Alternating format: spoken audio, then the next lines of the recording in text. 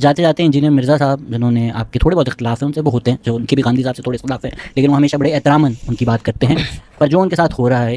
جو انہوں نے کیا وہ بلیسمی ہے، اور آپ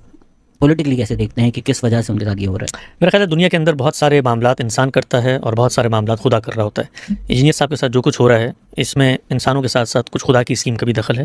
اور اس سے بہت خیر برآمد ہوگی اس ملک کے اندر۔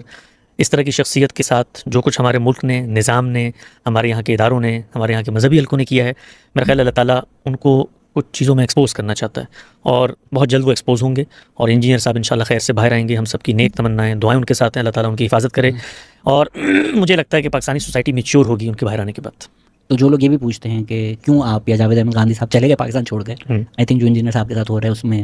جواب بھی مل جاتا ہے کہ سیف نہیں ہے اسلام کی بات کرنے کے لیے پاکستان۔ بالکل ایسے ہی ہے، میرا خیال ہے انجینئر صاحب جب باہر آئیں گے تو میرا سب سے پہلا ان کو مشورہ یہ ہوگا کہ اگر آپ وہ کام کرنا چاہتے ہیں جو آپ کر رہے تھے تو اس میں دین کا حکم یہی ہے، اس کو بزدلی پر معمول نہیں کرنا چاہیے، یہ دین کا حکم ہے کہ جس وقت یہ صورتحال پیدا ہو کہ گرد و پیش کے لوگ آپ کی وجہ سے خطرے میں آ جائیں تو پھر آپ کو ہجرت کرنی چاہیے۔ تو کسی ایسے دارالامن کو ڈھونڈیں جہاں پر جا کے آزادی کے ساتھ آپ گفتگو کریں۔ انجینئر صاحب کے ساتھ جو کچھ ہو رہا ہے وہ سری ظلم ہے، خلاف اسلام ہے، خلاف انسانیت ہے، اور ہماری نیشن کے لیے باعث شرمندگی ہے، اور ہم اس چیز کو دھوتے دھوتے ہمیں اب اشرے لگیں گے کہ ہم نے ایک نوجوان کو جس نے اپنی ارتھ سے دین کو سیکھا، صحیح غلط سے قطع نظر، اس کے رویے سے قطع نظر، اس نے محنت کی، ہزاروں لاکھوں لوگوں کو اس نے انسپائر کیا، اس سے صرف بدلہ اور انتقام لینے کے لیے ہم نے اس کے لیے کیا کیا؟ پیغمبر کے نام کو مس یوز کیا۔ سب سے بڑے جو دکھ کی بات ہے، انجینئر صاحب پہ کوئی زمین غبن کرنے کا مقدمہ کر دیتا، کوئی ان کے اوپر اغوا برائے تاوان کا مقدمہ کر دیتا، لا کے ساتھ وہ لڑتے، میرے پیغمبر کو مس یوز کیا آپ لوگوں نے، اور پیغمبر کو آپس کی لڑائی میں لے آئے ہیں آپ، اس سے بڑی بزدلی کی علامت کوئی نہیں ہو سکتی۔ آج ٹیوزڈے ہے، آج ہی ان کی بیل ہیئرنگ تھی، میں مجھے وقت نہیں ملا، میں اپڈیٹ لوں گا انشاءاللہ کوئی اچھی خبر ہوگی۔